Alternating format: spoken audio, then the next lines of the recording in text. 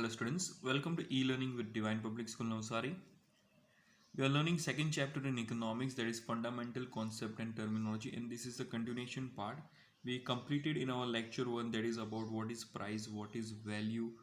We have learned about goods and services and different types of goods. Now today in lecture 2 we are going to learn about what is wealth, meaning of wealth. Then after we are going to learn about the types of wealth. Then after we are going to learn about the welfare, that is the meaning, what is welfare is all about, and the types of welfare, as well as we are going to learn about relation between wealth and welfare. What is wealth and what is welfare, and what is the relation between both of them. And lastly we are going to learn about the factor of production. So these are our topics for today. Let's start with the first one, that is wealth. Now, what is wealth actually? Wealth is something which can be useful, which is scarce, which is capable of getting exchange, and can be owned by somebody. It is something which is can be useful in the sense which is helpful for us, which helps in you, which gives up some utility. Like for example, house. So house is used for what we can say, that is our wealth. So that house is a property, that is our wealth, where we used to live, we are using it for living purposes. Then after, it is scarce. Why it is scarce? Because we can say, as per the population, as per the land area which is limited, you find that it is scarce. Then after, again it can be used for exchanging. You can, in future, if you want to sell your house, you can sell. So it is capable of getting exchange. It is not that you cannot exchange your house. You cannot, which house which you have built, everything can exchange. And it should be owned by somebody. So it is anything, any land, any property is not something which is not owned. Either it is owned by an individual or it is been owned by a government. So we can say it is should be owned by somebody. Then after, we find that in a detail it is been telling that it gives higher capacity to generate monetary value. Like you find that many times these builders who build houses, they build with that intention that they can get big amount of profit. So that's why they have huge investment and they try to go with it, and people try to purchase it for their utility, for their daily living. You find, so greater power to exchange goods, it helps them to get greater power of exchange. Why? Because the value of the land, the value of the house is much more bigger in price that compared to any other consumable goods. As well as you find the purchasing power of the owner should also be there. It should be always there, that it should be not one side, the second side also, the person should should be capable of purchasing that particular uh, wealth, we can say. So it has got a well-being, it gives the satisfaction to the human life. So as per the, you find that you have, or everyone has a dream house to be built, to be achieved in life. So that particular thing becomes what, a wealth. Not only house, we can say our different properties like shops or different things. So that can be considered as a wealth, like precious metals, stones, diamond, jewelries. So all this comes under what, wealth. Now, let's study what are the characteristics of wealth. Now, you find that it possesses the characteristics of usefulness. Now, it has got certain usefulness, then only we can say it is a part of wealth.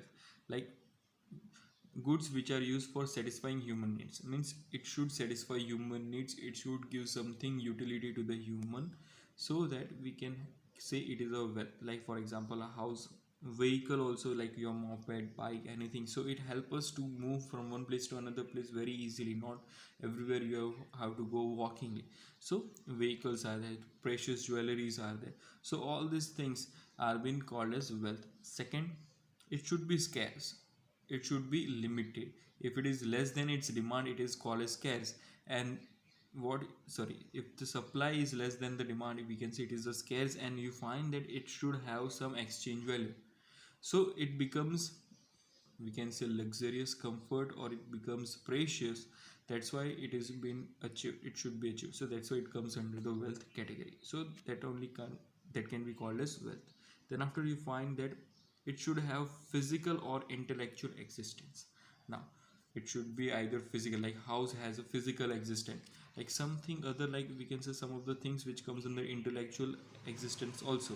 So what is happening, of intellectual abilities of human being, like ability to create new ideas are exchanged for money. Like you find that some of them have good ideas, that good ideas suggestions are being taken up by the companies and they are being implemented. If suppose it gets successful in that, so you find that it becomes a wealth. Same way, suppose a person is having certain good content writing, so what is happening up if he or she is a writer, so that writing work gives certain inspiration or certain thing, and if suppose that is been published as a book, so that particular thing can be exchanged, it can be exchanged in the market, and if it is get successfully fine, they get a big amount of money as a royalty, we can say. So that becomes a wealth. Like for example, J.K. Rowling for Harry Potter book, so books which are written by J.K. Rowling, that is of Harry Potter books which are been written, so that becomes still now she is everywhere, it has been purchased now, and now also you find books are also been purchased. So find that that becomes an wealth because it is an intellectual wealth, because it is her ability to write down the different stories, concept and everything, and that has been published and it has been successful. So that is also called as. Same way, business ideas, different advisors are there, experts are there who try to give business ideas, so their ideas are implemented and they try to achieve that particular as a wealth. So new ideas are exchanged for money in the market, and you find that intellectual ability creates novel ideas, etc. So different like this, you find different types of books are there, so that can be also comes under intellectual existence. Then after fourth point, that is wealth constitutes goods which are capable of exchange. Now in wealth only those goods which are been there which can be held for exchanging purposes. Now which goods that should be satisfied first of all to the human being, as well as it is used for consumption in present one as well as in the future terms also.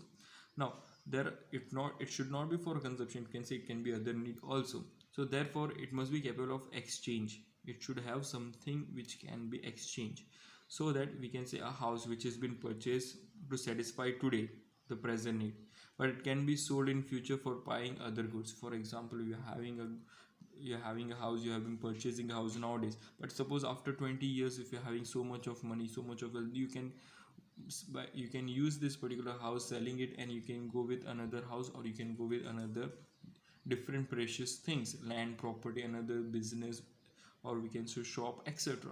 So it should have some capacity or capability of exchanging purpose. Then after, the last point comes in the characteristics of wealth is, that is durability. Now durable goods can be used for future exchange.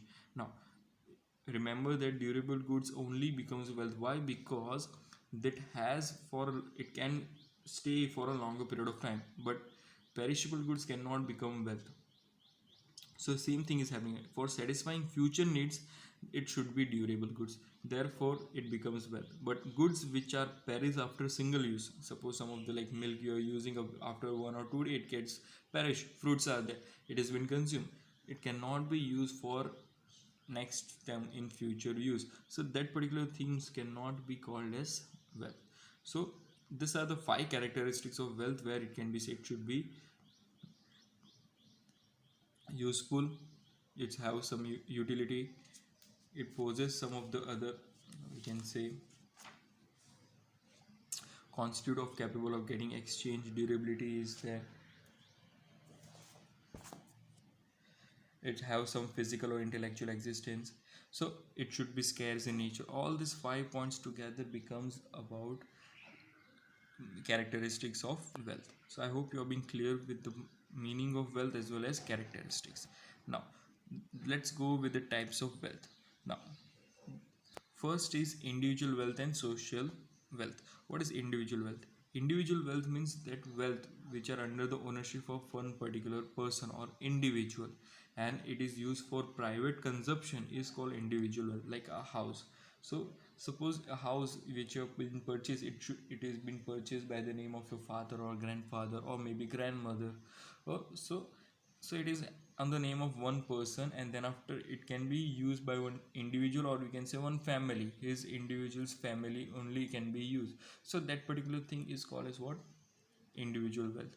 Then after, social wealth. What is social wealth? Social wealth means the wealth under ownership of the society. It has the ownership is not for one person, it is for many persons in a society, meant collectively for consumption. It can be also used for consumption, like you find that roads, dams, bridges, all these are there. So we can say that particular becomes like social wealth which we hide. So in the cities areas, in the different villages we are moving from, you find bridges and dams are there, roads are available, we can say that is called as what? Social wealth. Then after national wealth, the second type of wealth is nothing but we can say national wealth and international wealth. So what is national wealth? National wealth belongs to the nation. All that wealth which is belonging to the nation and has possessed or ownership, and ownership by the government we can say, or we can say it has been treasure of a nation, means a country's treasure it can be called as.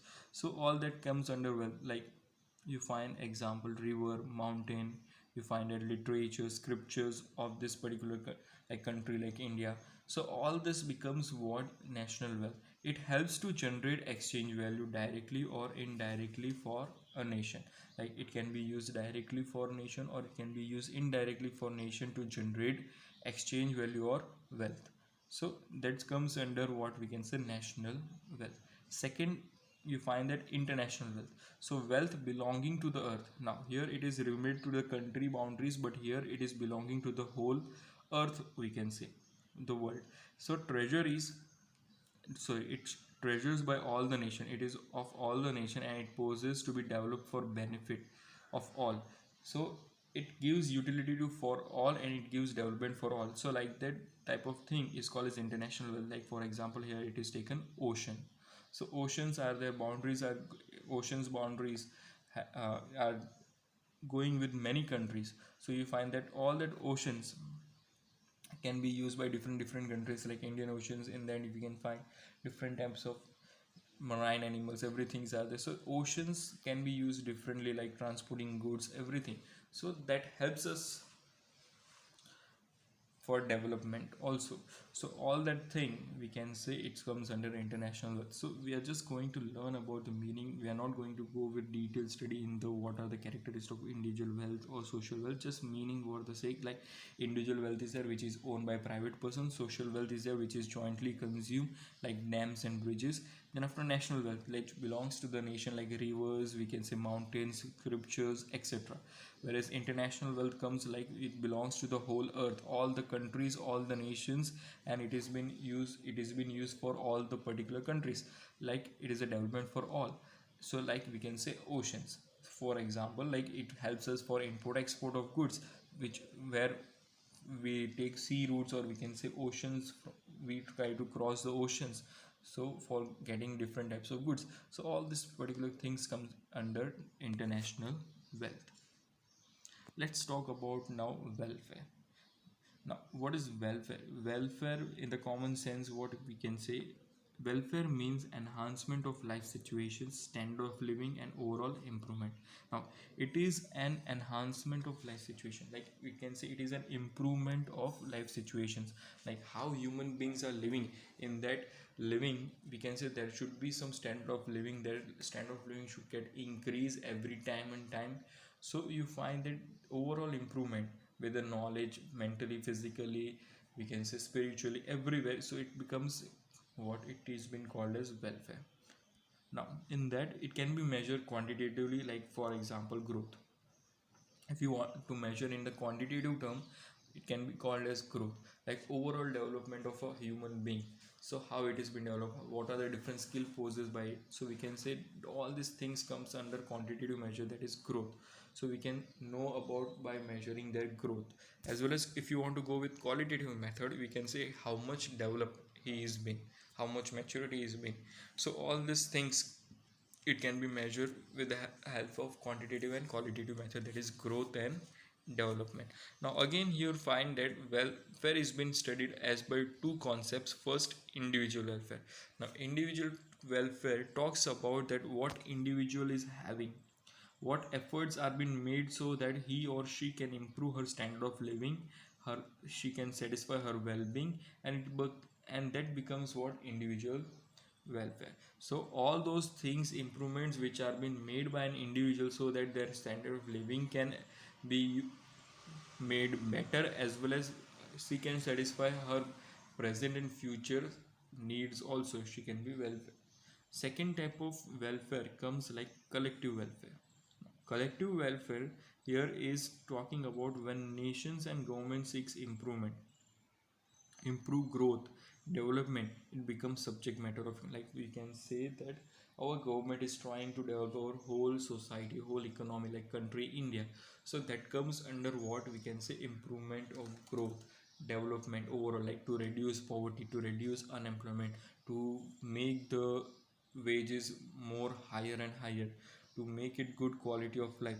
So all these improvement facilities are being done by the government collectively. So it not for one particular person, but for the whole country or for the whole state, by the different governments, we can say. That is called as what? Welfare.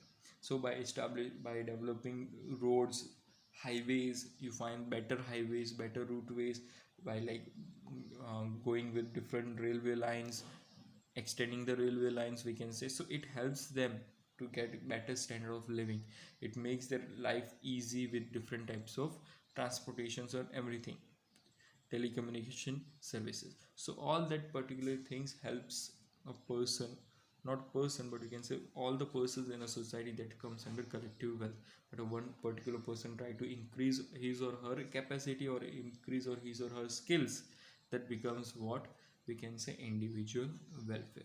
So this is wealth and welfare meaning. We have studied their characteristics, we have studied about different types. Now let's talk about the relationship between wealth and welfare.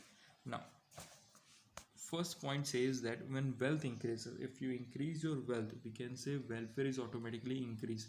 Welfare increases, which is largely true for individual. Suppose a person who is having, an individual is there, if he's having money, if he's having everything, he try to purchase a house, we can say land, property, business. He owns a business, he purchases a house. So what is happening up?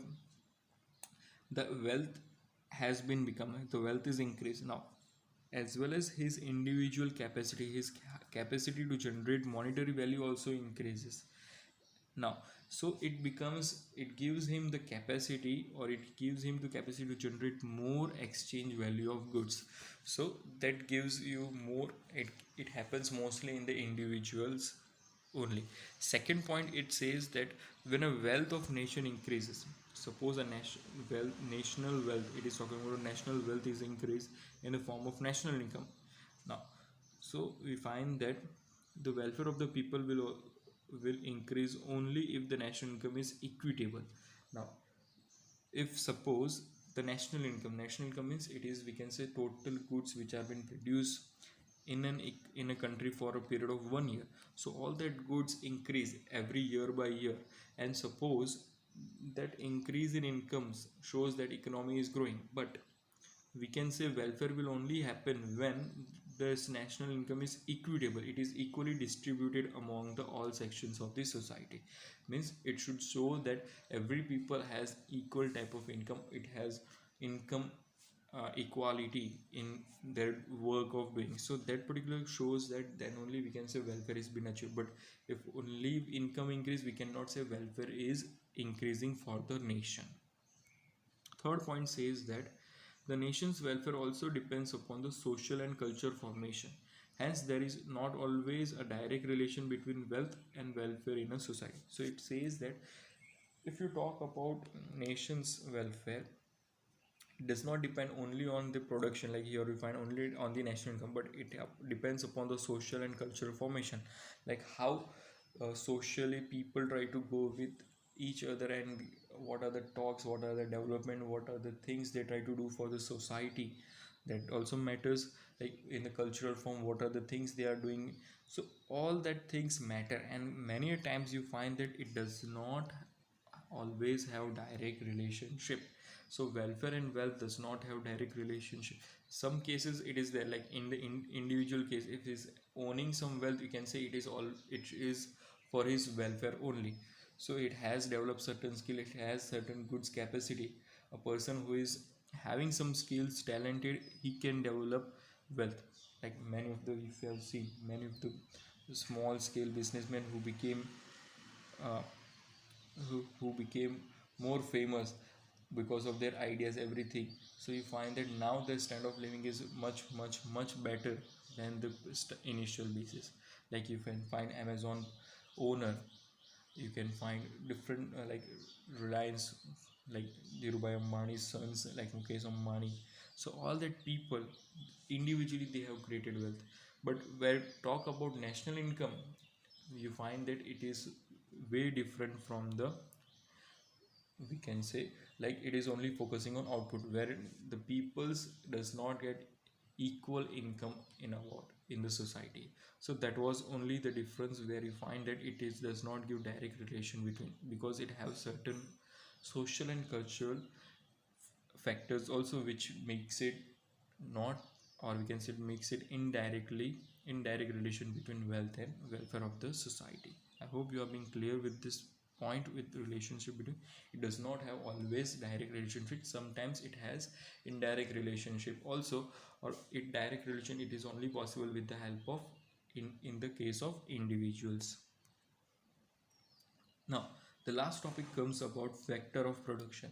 Now, what is production? Well, before learning what are the factor of production, let's first learn what is production. Now, production can be called as those activities help us to convert, which help us to convert, or we can say conversion of raw material or resources into final good, and then that goods can satisfy human wants. That is called production. Means all those goods, all those raw materials which are used, use them to convert into a particular good, and then could satisfy this particular human want, we can say it is called production. Like you find that wheat, different types of wheat, barley, biscuits are been there. So it is been converted into biscuits, and that particular help us to satisfy by consuming it. Like that cocoa is been produced, you try and find in a chocolate making company, that cocoa is a raw material, it converts into a chocolate, and different types of Cadbury's are formed. So that helps the children to consume and fulfill his human want. So that has been there. Then after you find factor of production. Now what is factor of production? Now what are the agents different agents helps in such production, such process of conversion, or such process of production is called factor of production. Now first there are four factors are there. First we can say it is land, second is labor, third capital, and fourth is entrepreneur. So these are the four factors of production which you have to remember from now, because it will come in your further studies also. So these are the four types of factor of production, and we are going to learn these four types of factor of production in detail here. So let's talk about land. So even a basic concept you have learned in your uh, geography subject. What is land? It is a earth crust, it is a uppermost part of the earth, we can say it is a land. No, but in economics term the land is been called as in a different way. Now according to the Marshall, all the natural assets mean all the things which are been useful for a longer period of time, it helps. So all the natural assets which helps in production or other economic activities, it constitute of land. Now for example we can say climate of a particular part of earth, water resources, fertility of land, minerals resources, all this constitute of land. So all these particular things comes under land. It is a broader sense meaning which has been given in by the Marshall in economics. Now you find that we are going to learn about characteristics of land. Now what is land? We can say land is a gift of nature, and it is not man-made. Man has not made this particular earth, or we can say, so it is a gift of nature. Second, its supply of land is fixed. Now you can say that the land which is on the earth, it is one third, whereas two third is oceans or water only. So one third is land, and it is very limited to the extent. Then after, land is immovable. You cannot say that land is moving from here and there. It is immovable, it is fixed, it has been fixed at certain place. Then after, you find that all the types of land are differently fertile. You find that different places the fertility of land are differs. You have studied in your social science, like different place you find different types of soils are there, and different types of crops are grown because depending upon the fertility of land. So it depends upon the fertility always. Also it depends upon the climatic condition also. You find that apples does not grow in here in Gujarat, you can say. So because it does not have the climate there, it grows in a like cold atmosphere. So that is the difference. So this is all about land, you can say. Now the remuneration, what are the by using, if you're having a piece of a land, one particular area of a big area of land, so what you can earn from it, the remuneration or the commission which you can earn, the income which you can earn from the land, it is called as what? Rent. Like by giving that particular land to the farmer or to the businessman, you can earn rent from them. So that is the income source which it creates. You're having your own property and you can use that for creating wealth, that is creating money also, creating as an income also. So wealth can be used for creating money. So that is what we can say land. Second comes talks about labor. Now, what is labor? Labor is, we can say, a physical or intellectual work done by human. A person who is a worker, he's using his physical strength, or either he is using his intellectual strength, that is a mind power for earning, for earning. So that can be done. Again, that particular labor is been supervised by another human, by supervised is been by some other authorities, is called labor. So he's not doing his own work, he's been under the guidance of certain person, and he guides them to do which way you have to go for intellectual work or physical work, which has been his skill, which is a good skill in his. So that particular type of thing is called as what? Labor. Now second, in that we are going to learn about characteristics. First characteristic talks about like labor cannot separate from labor.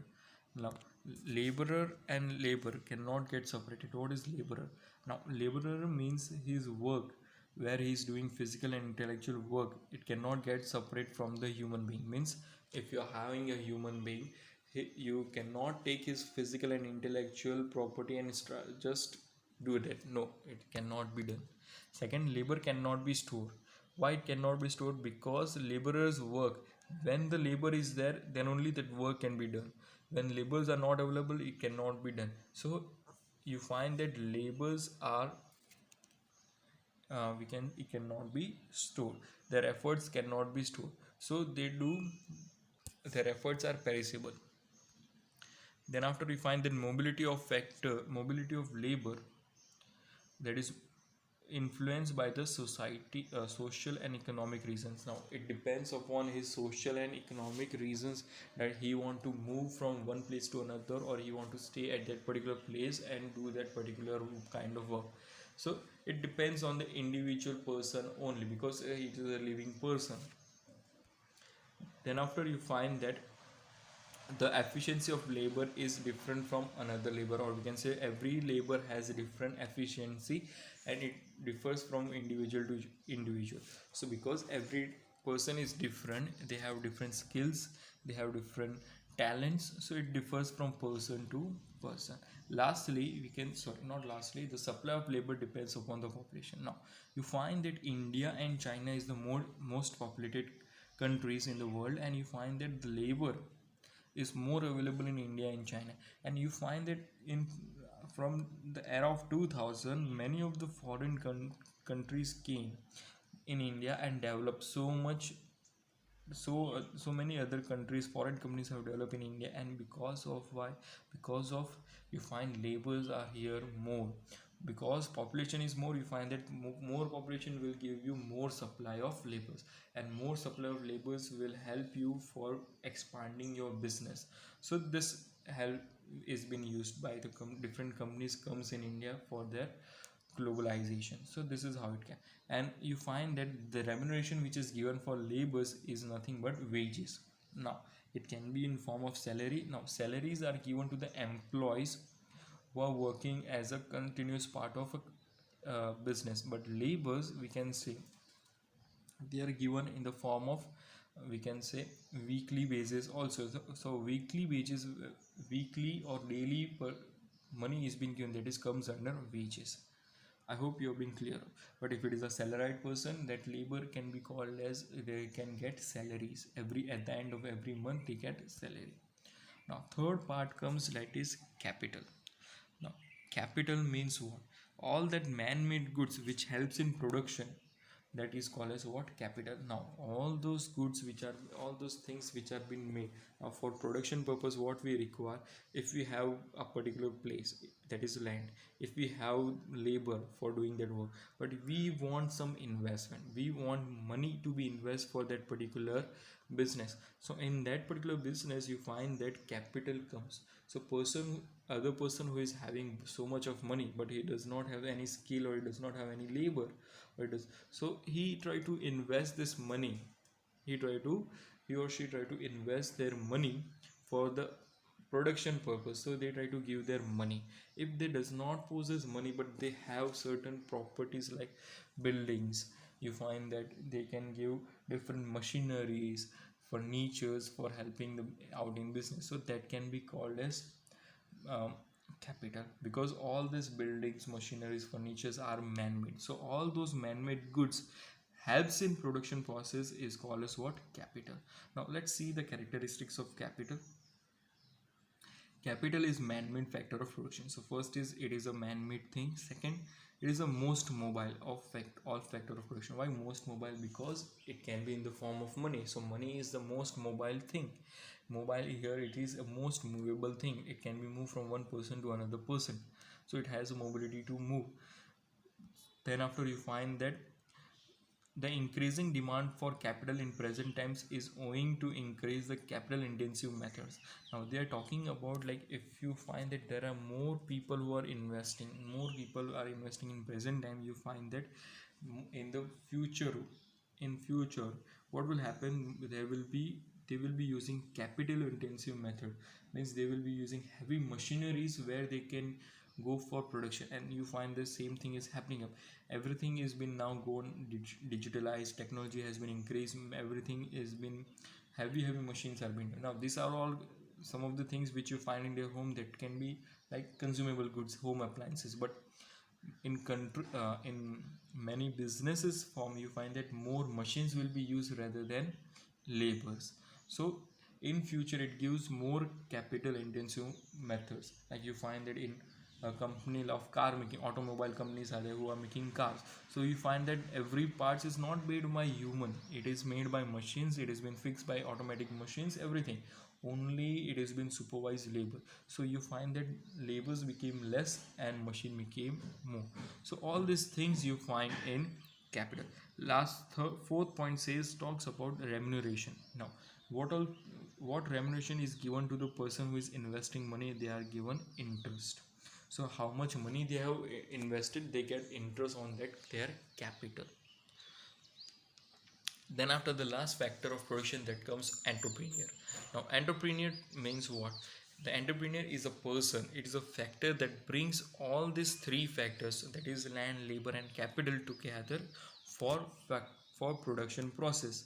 Now he is a person who sets up everything, who is a person, he has a talent, expertization, profession, he is a professional person, expertization, knowledge regarding the business, and he try to use that particular skill in the business for production process, to improve the business, for starting of the business till the improvement, to make it as a brand, we can say. So that person is called as what? Entrepreneur. So let's see the characteristics of entrepreneur. We can say entrepreneur is like a CEO.